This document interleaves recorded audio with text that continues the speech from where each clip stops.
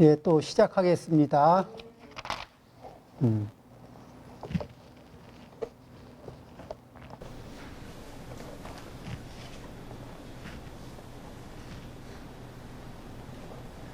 그 전공법사가 그 이렇게 설림보훈이라는 데서 특별히 이렇게 인상이 깊었던 구절이 하나 있었던 것 같아요. 근데 그게 뭐냐면은 그 이제 방장 스님이 그쪽에 총림의 이제 방장 스님이 그 법문도 하고 강의도 하고 사람들을 지도도 하고 이러면서 이제 그 지내고 있었는데 그 굉장히 자비롭고 지혜롭고 친절하신 분인데 유독이 한 스님한테만 아주 못되게 굴은 거예요. 아주 못되게 굴어가지고 그러니까 남들이 보면 스님이 그러실 분이 아닌데 그리고 저 스님은 잘못한 것도 없는데 왜 저렇게 이렇게 못마땅해 하는지 모르겠다고 그러고는 이 발 씻을 물을 좀 가져오라고 시켜요. 그럼 가져오잖아. 씻다가 뭐 트집을 잡아 물을 갖다 그냥 확 그분한테 그냥 띄얹어 버리고 그리고 또 이제 선방에서 정진도 잘하거든. 근데 무슨 트집을 잡아가지고 그분의 좌복을 치워버렸어요. 그래서 들어올 수도 없고 강의를 하면은 강석에 이렇게 와서 이렇게 들으면은 이제 무슨 트집을 잡아가지고 못 들어오게 한 거예요. 그런데 이분이 그렇게 해서 쫓겨났으면은 이제 정말 가야 되잖아요. 근데 노스님이 이렇게 방향스님이 이렇게 강의하고 법문하고 이렇게 하는 말 이게 자기 업장을 촥촥 녹인다는 걸 알아요. 자기가 이게 그러니까 뭐냐면 강의를 하면은 그 강의실에 못 들어가니까 그렇게 소리가 들리는 바깥에서 이렇게 귀를 기울이고 듣는 거예요. 그리고 이제 감히 가까이는 못 가도 이렇게 배울 수 있는 거리 정도는 이렇게 늘 이렇게 유지하면서 열심히 배웠어요. 그러다가 방장 스님이 이제 세상의 인연도 다 돼가고 그래서 이게 후계자를 정할 때쯤 되더니 그 스님 데리고 오라고. 근데 그게 뭐냐면은 그러고서는 이제 그분을 후임자로 이렇게 지목을 한 거예요.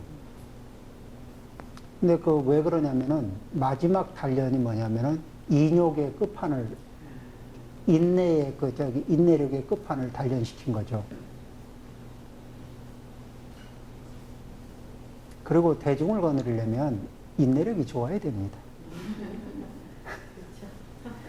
그리고 부모가 돼서 자식을 키워보려면 인내력 좋아야 됩니다.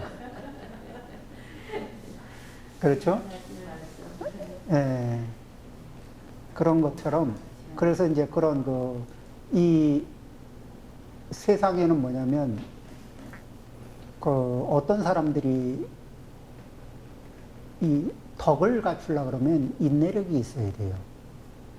재주가 좋아도 재능이 있어도 덕이 없을 수가 있어요. 인내력이 부족하면 덕을 발휘할 수가 없어요. 덕을 축적할 수가 없다고.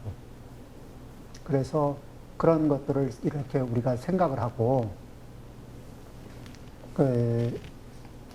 인내의 기회를 제공하는 분이 있으면, 또 상황이 있으면, 그때 그 상황을 이용해서 우리 자신을 업그레이드 합니다.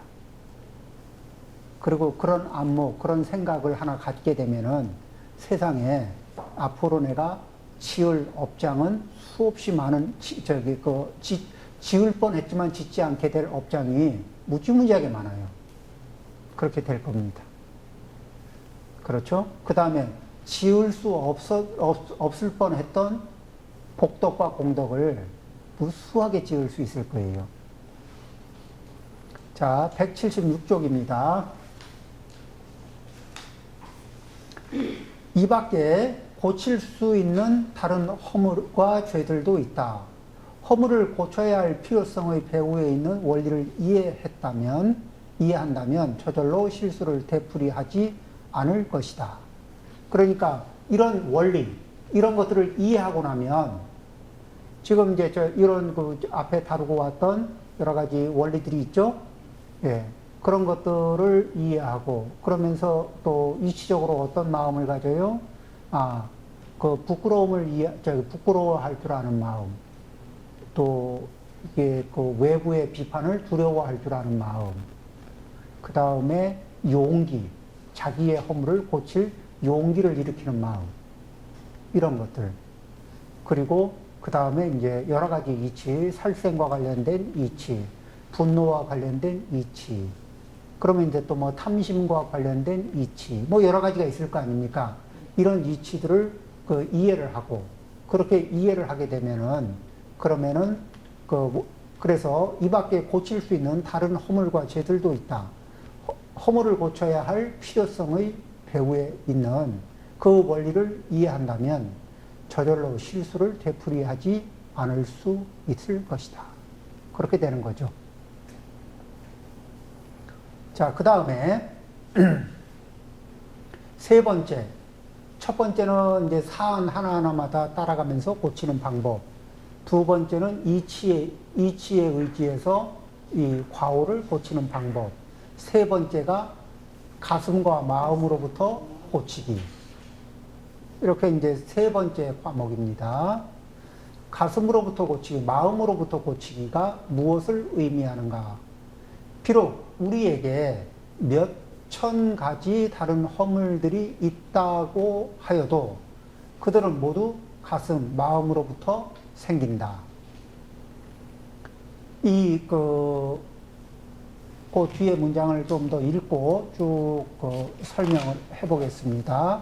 178쪽입니다. 만약 내 마음의 생각들이 고요하면 행동들이 일어나지 않을 것이고 허물들을 면할 수 있다. 그 다음에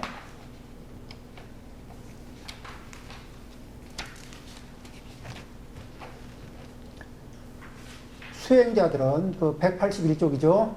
수행자들은 명예, 성욕, 재물에 관한 욕망들이나 화를 잘 내는 허물들을 하나씩 근절하려고 애쓸 필요가 없다.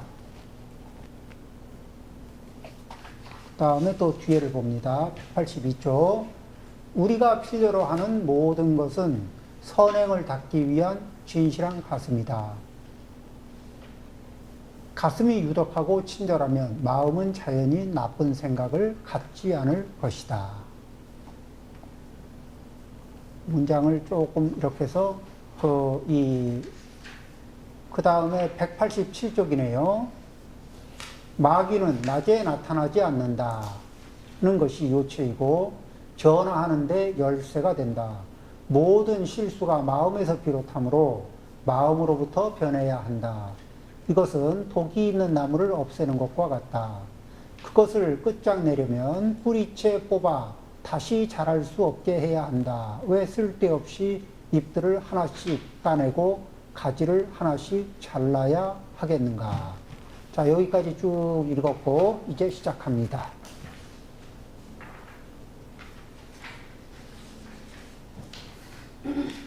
자, 이제 여기에 문장을 한번 봅니다.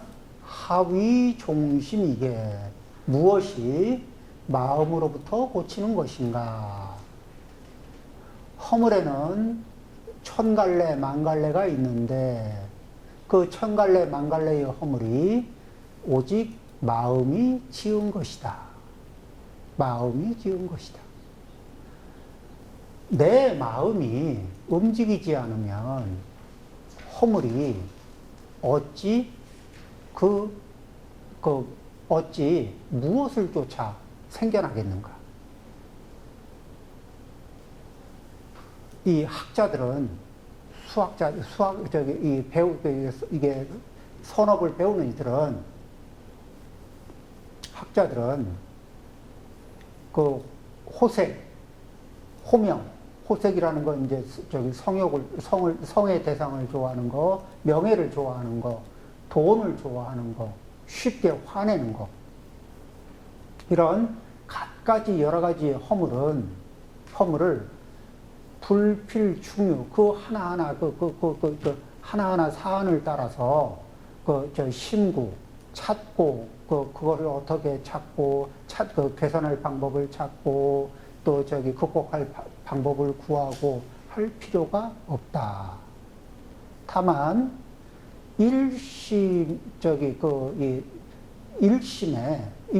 한 마음이 선하게 되기를 한 마음 일심으로 선을 위하면 선을 실천하려고 하면 그러면 정념이 현전해요. 바른 마음이 딱 나타나고 그러면은 그 바른 마음이 딱 선 자리에는 사념은 자연히 삿된 마음은 그 마음 위에 정념을 오염시킬 그 힘을 잃게 된다. 마치 태양이 하늘 한가운데 중천에 떠 있으면은 이런 이게 망량이라는 거, 도깨비 같은 것들, 잡귀 이런 것들은 이 태양 아래는 활동을 안 하는 것처럼 그럴 때 이게 태양이 하늘에 딱 자리를 잡고 있으면 망량이 잠거나 사라져 버리는 것과 같다. 이것이 아주 정미롭고 순일한 진실한 가르침이다. 허물이라는 것은 마음을 의지해서 만들어지고 또한 그 허물은 마음을 의지해서 고쳐진다. 마치 독이 있는 나무를 벨 때 그냥 그 뿌리를 베면 되지 어찌 그 가지 하나하나를 베어내고 잎새기 하나하나를 딸 필요가 있겠는가? 자, 이제 문장은 이제 대략 요렇습니다. 근데 이렇게 또 문장을 이렇게 보고 하니까 이렇게 읽은 거하고는 또 맛이 다르죠?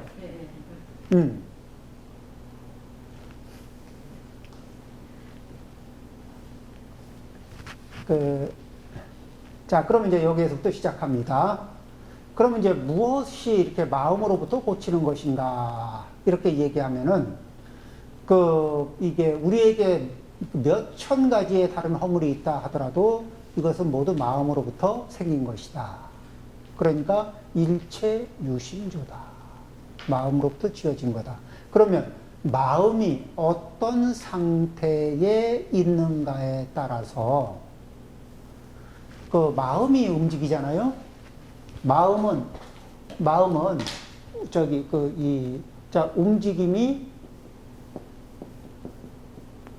움직임이 있고 없는 상태에서 볼까요? 마음이 움직이면은 그때 선하거나 악할 수 있죠. 그리고 마음이 움직이면서 선하거나 악할 수가 있어요. 그러면 이제 악한 상태에서 벗어나고 선의 상태로 가기 위해서 이 사안 하나하나의 악업을 끊기도 하고 또 이렇게 하나하나 이치적으로 해결도 해요. 그러죠? 그런데 마음이 안 움직이면 어떡할 거예요? 마음이 안 움직여. 어떻게 안 움직이느냐? 자, 이제 돈 때문에, 명예 때문에, 뭐 때문에, 이런 게 다 해서 이제 문제가 생겼잖아요. 그런데, 이런 경우라면 어떡하겠습니까?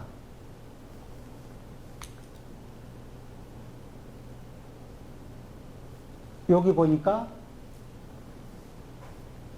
불입, 색성향, 미촉법. 그러면 이 안에는, 색성향, 미촉법 안에는 별의별 명예, 돈, 별의별 게 다 들었죠? 거기에 들어가지 않아. 거기에 들어갈 마음이 움직이질 않아.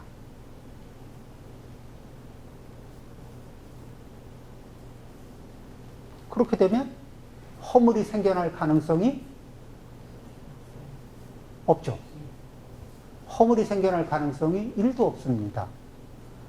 그 상태에서 그 다음에 뭐예요? 이 상태에서 복덕과 공덕을 지으면 쌓여요, 안 쌓여요? 착실하게 쌓입니다. 그러니까 수다원은 왜 이게 삼계를 벗어나는 게 보장이 됐느냐? 더 이상 업은 짓지 않고 업을 소멸하는 일만 남아있기 때문에. 자, 이제 그러면 이제 이거를 어떻게, 우리가 조금 더 이제 이 상황을 보려고 그러면은 이 문장을 해결하는 데는 육조단경의 도움을 좀 받는 게 좋습니다. 그러면 이제 육조단경의 어느 부분이냐면은 우리의 본심 자리를 본래 우리의 본심 자리는 이렇게 이게 본심 자리 자성 본심 자리는 본래 청정하답니다. 그러니까 본래 청정한 그 자리를 그러니까 더러운 걸 깨끗하게 하는 게 아니라 마치 하늘에 해가 떠 있는데 구름이 꽉 꼈어요. 그러면은 이 해가 어두워진 게 아니고 구름이 껴서 해가 작용을 안 하는 거죠. 그럴 때는 뭐예요? 해를 더 빛나게 하기 위해서 해에다 빛을 주는 게 아니고 바람을 불어서 구름만 보내면 돼요. 수행이라는 거는 그렇게 바람을 불어서 구름을 이렇게 치우는 작업과 같죠. 그러면은 본래 청정하고, 본래 생멸이 없고, 본래 동요가 없는, 그래서 동요가 없는 자리가 들어가면은, 자, 명예에 동요가 없어요. 재물에 동요가 없어요. 다만 자기 인연에 따라서, 이렇게, 인연에 따라서 생긴 것을 보관하다가, 인연이 다 되면은 보내고, 자연스럽게 인연의 흐름 따라서 이렇게 움직일 뿐, 크게 마음이 동요하지 않아. 이렇게 되면, 이런 사람들에게는 뭐죠? 그러면은, 그분이 복이 있으면은, 그러면 자기 복이 있는 대로 다가올 것이고, 자기 복에 다가온 것 중에서 내가 필요한 만큼은 수용하고, 또 안 필요한 부분은 보시를 하고, 이렇게 해서 또 복을 벌고, 그렇죠. 나를 스쳐 지나가는 많은 것 중에는 내가 쓰지 않을 복들이 참 많아요. 마치 이런 것과 같습니다. 내가 살면서 한평생 받는 선물이 있어요. 그 선물 다 쓰나요?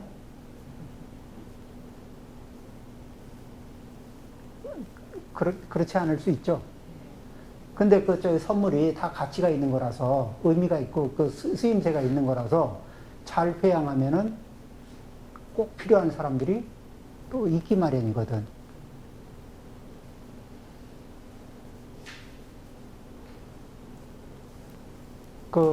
내가, 그런 식의, 그래서 요런 이게 마음으로부터 고치기 이 대목에서는 항상 육조단경의 이 구절을 염두에 두고 생각을 하면 좋습니다. 하기자성 본자청정, 하기자성 본불생멸, 하기자성 본자구조, 하기자성 본무동요, 하기자성 능생만법, 일체유심조. 같은 말이죠. 말만, 이게 글자만 다르지, 표현만 다르지, 이게 자성이 마음법을 내는 줄 어찌 생각이나 해봤겠습니까? 뭐죠? 일체유심조인 줄 어찌 알았겠습니까? 이런 얘기죠. 자, 그러면은 다시 177쪽으로 돌아옵니다. 177쪽에 자, 가슴으로부터 고치기가 무엇을 의미하는가? 비록 우리에게 몇천 가지 다른 허물이 있다 하여도 이들은 모두 가슴, 마음으로부터 생긴다. 자, 이제 그 밑에 바로 보면은 선업도 악업도 전 우주와 마찬가지로 마음으로부터 만들어진다. 부처님은 화엄경에서 말씀하셨다. 법계의 본성이 마음으로부터 일어난다. 이 화엄경 구절이 이 화엄경 구절이 이게